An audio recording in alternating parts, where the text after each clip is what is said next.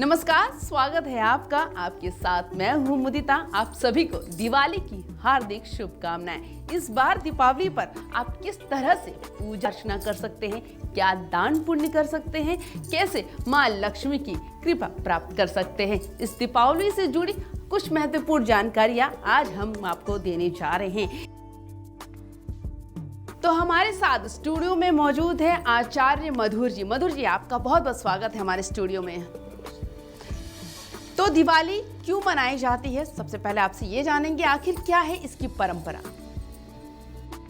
इस पावन पवित्र सनातन के शुभ अवसर पर आप सभी देशवासियों को दीपावली की हार्दिक शुभकामनाएं आपके इस चैनल के माध्यम से।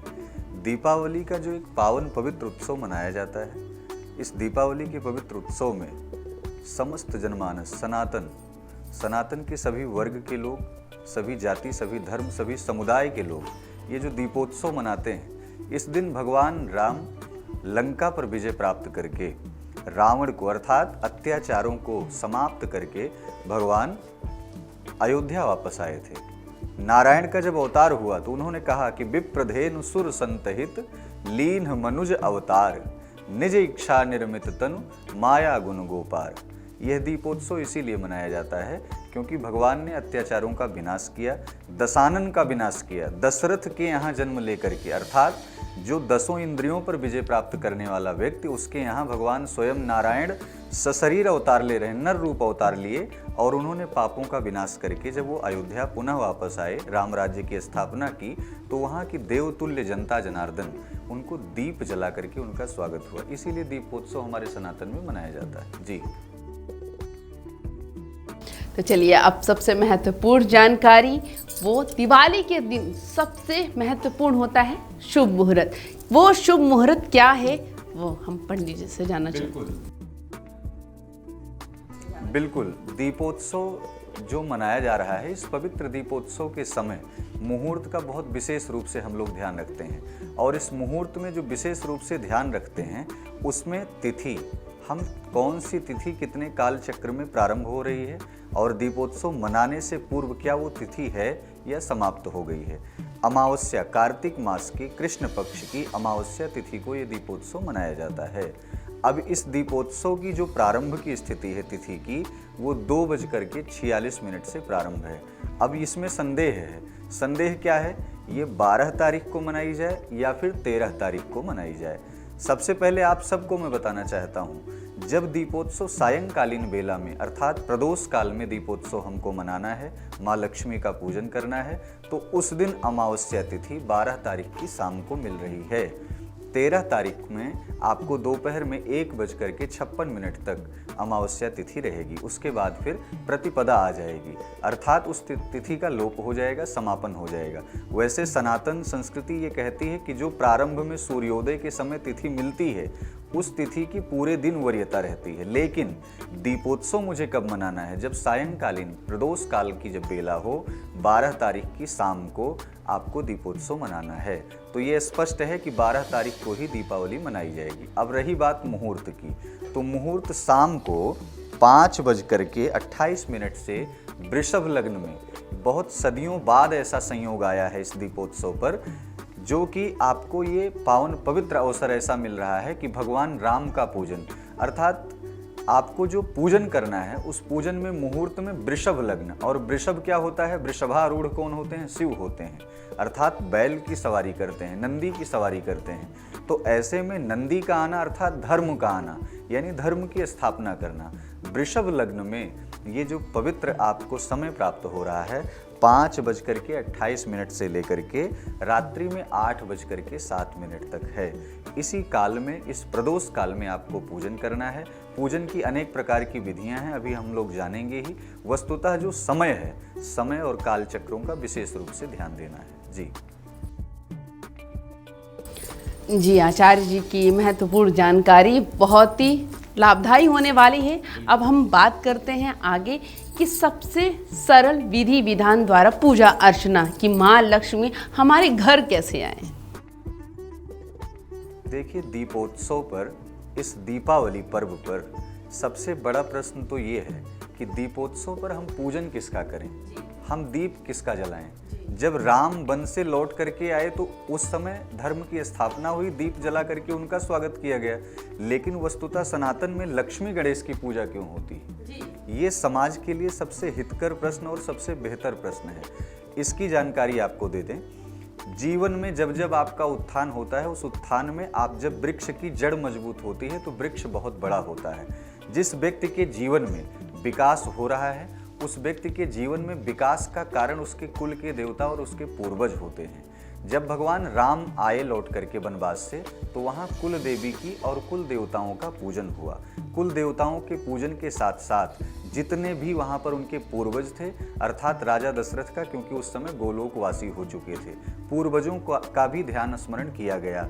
इस दीपावली महामहोत्सव में भगवान गणेश और लक्ष्मी का पूजन इसलिए किया जाता है क्योंकि राम जब अपने राज्य की पुनर्स्थापना के लिए अयोध्या वापस आए, संपूर्ण निशाचरी प्रवृत्तियों का नाश करके जब लौटे, तो भगवान गणेश विघ्नहर्ता हैं। अब राम राज्य की स्थापना में जा रहे हैं तो उन्होंने गणेश जी से निवेदन किया कि हे गणपति गजानन, इस राज्य में पुनर्धर्म की स्थापना हो और पुनः ऐसी प्रवृत्तियां सनातन में इस समाज में ना फैले, जिससे कि अवध का, जिससे कि अयोध्या का, अयोध्या अर्थात अजेय, जिससे कोई जीत ना सके, उसका नाम अयोध्या है। और वहाँ के राजा राम से संबंध रखती है दीपोत्सव, दीपावली।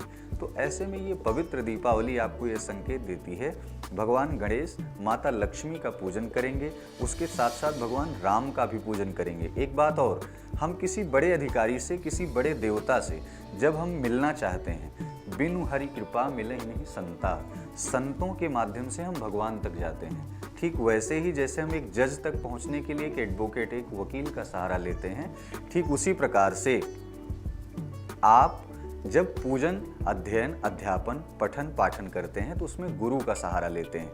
ऐसे ही जब राम की कृपा आपको प्राप्त करनी है तो आपको इस दीपावली पर हनुमान जी का सहारा लेना होगा, क्योंकि हनुमान जी भगवान राम के परम शिष्यों में, परम भक्तों में अति करीबी हैं। और राम जी के पास यदि कोई सूचना जानी है तो हनुमान जी से होकर के ही जाती है। तो इस दीपोत्सव पर आप विशेष रूप से कुबेर जी का पूजन, भगवान गणेश, माता लक्ष्मी का पूजन, सरस्वती का पूजन, अपने कुल देवी देवताओं का पूजन, अपने पूर्वजों का पूजन और खास करके हनुमान जी का पूजन करें।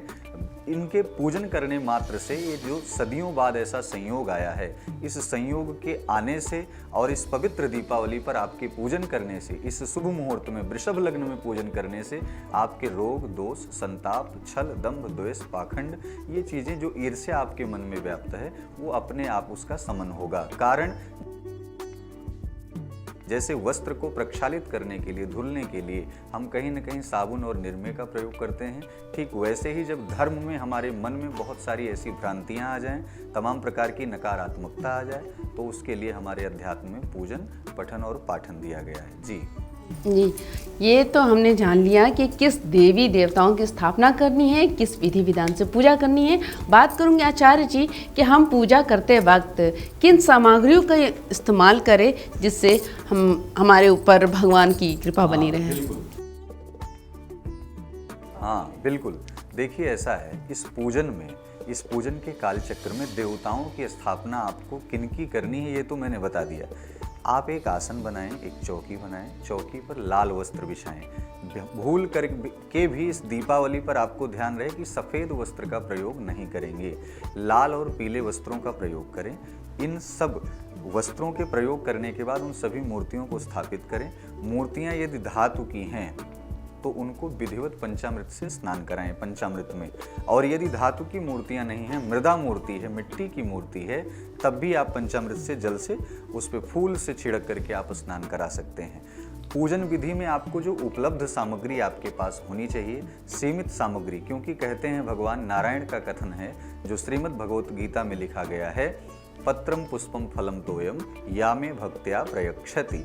अगर आप अपने भाव से, भाव विद्यते देवा, भाव में ही ईश्वर का वास है, अगर आप अपने भाव से भगवान को पत्र, पुष्प, फल और जल ये समर्पित कर दे रहे हैं, तब भी आपको उतना ही लाभ मिलेगा, क्योंकि श्रद्धावान लभते ज्ञानम, ज्ञान विद्या देने वाले, धन देने वाले लक्ष्मी कुबेर भगवान गणपति ही हैं। ऐसे में नारायण की कृपा प्राप्त करने के लिए जो सामग्रियां आपको लेनी हैं, सबसे पहले जल से स्नान कराएं।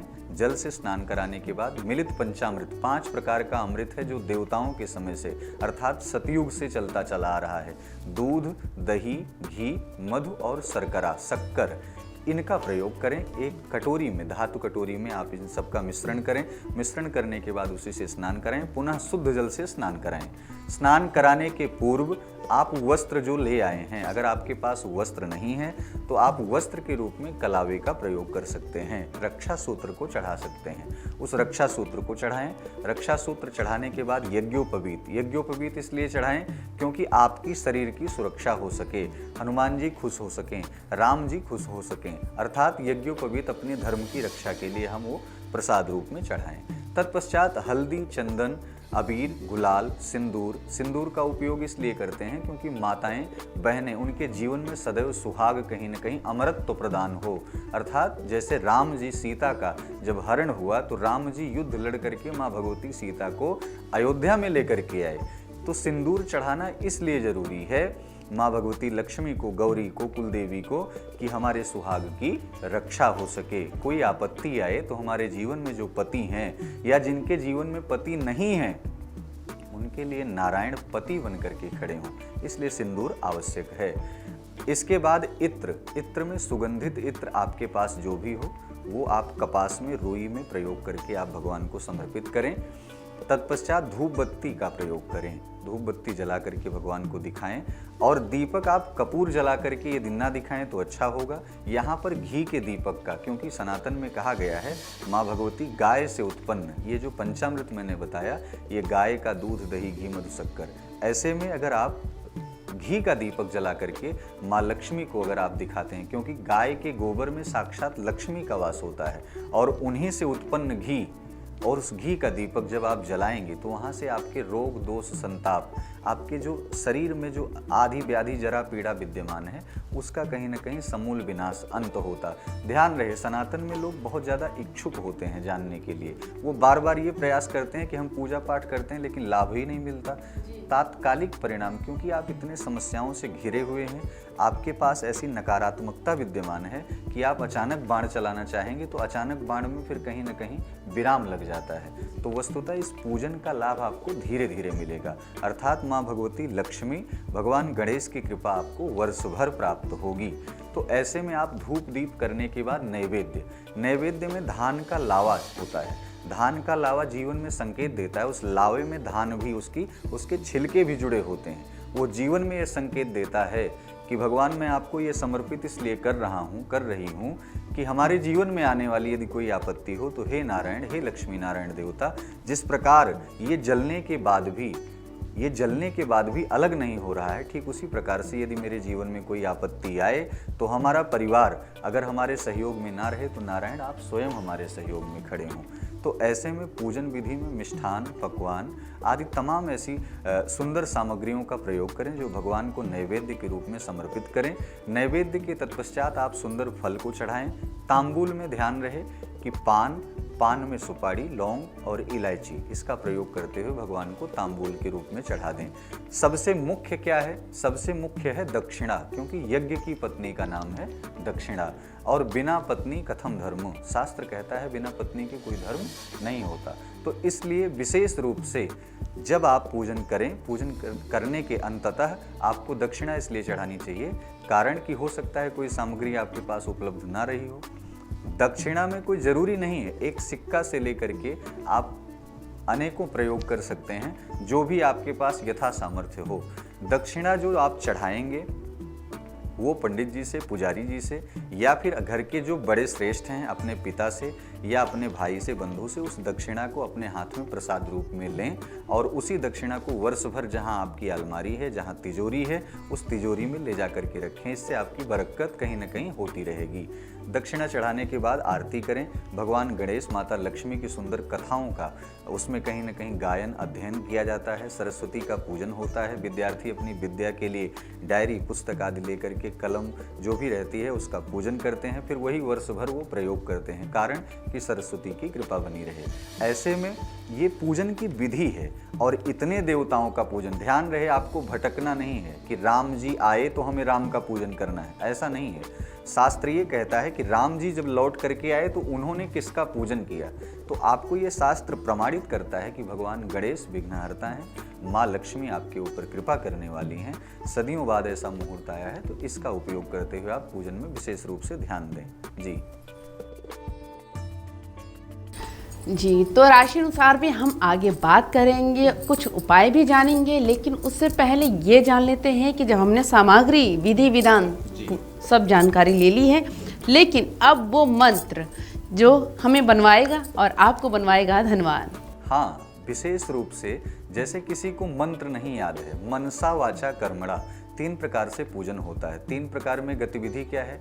मन से अर्थात मनसा, वाचा, वाचा अर्थात वाचन करके, किसी भी मंत्र को बोल करके, कर्मणा अर्थात सामग्री को चढ़ाते हुए। 3 गतिविधियां हैं। अगर आपको मंत्र नहीं याद है तो पंचाक्षर मंत्रों का प्रयोग कर लें। ओम नमः शिवाय कह लें।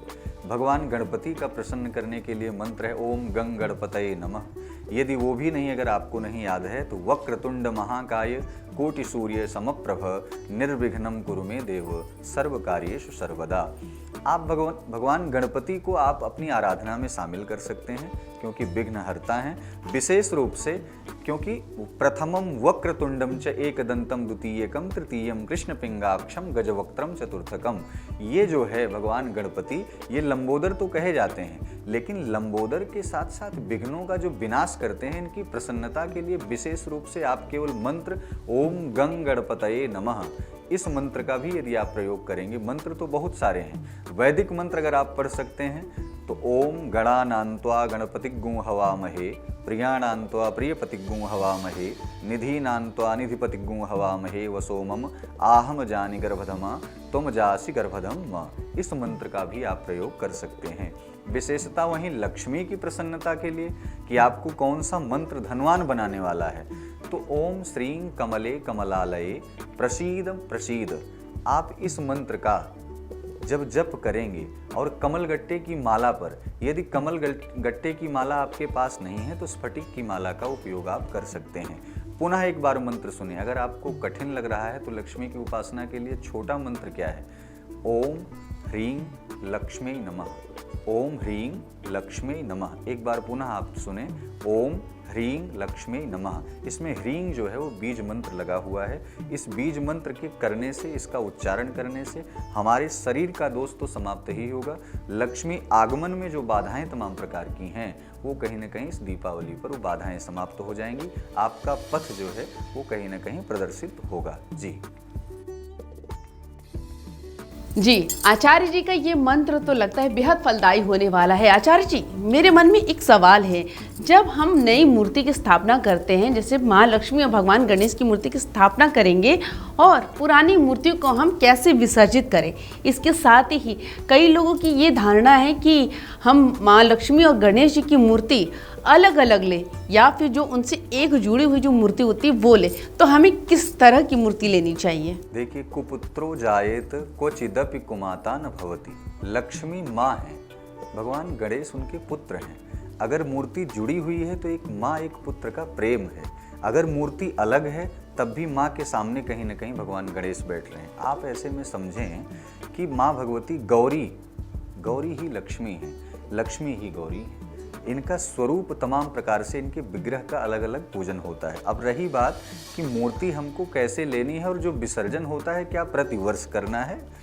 विसर्जन देखिए, इस मृदा की बनी हुई मूर्ति मृदा में ही मिल जाती है। छित जल पावक गगन समीरा, पंच भौतिक शरीर है, ये मिट्टी में ही मिल जाना है। इसकी कितनी भी साज सज्जा हम कर लें। ऐसे ही प्रतिवर्ष हमने जो पूरे वर्ष भर मूर्ति का पूजन किया, जब हम नई मूर्ति ले आएंगे उसे मंत्रोच्चारण द्वारा स्थापित करें, ब्राह्मणों से पूजन कराएं, विप्र से पूजन कराने के बाद स्थापित करें। पुरानी मूर्तियों को पूजन करने के बाद पुनः ले जाकर के नदी में, देवालय में इधर उधर फेंके ना, कहीं नदी में ले जा करके उनको प्रवाहित कर दें।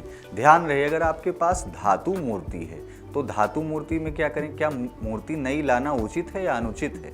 अगर आपके पास धातु मूर्ति है उस धातु मूर्ति को विशेष रूप से आप साफ सफाई करें, स्नान कराएं और उसी का पूजन करें। आपको नई मूर्ति लाने की किसी प्रकार की कोई ज़रूरत नहीं है।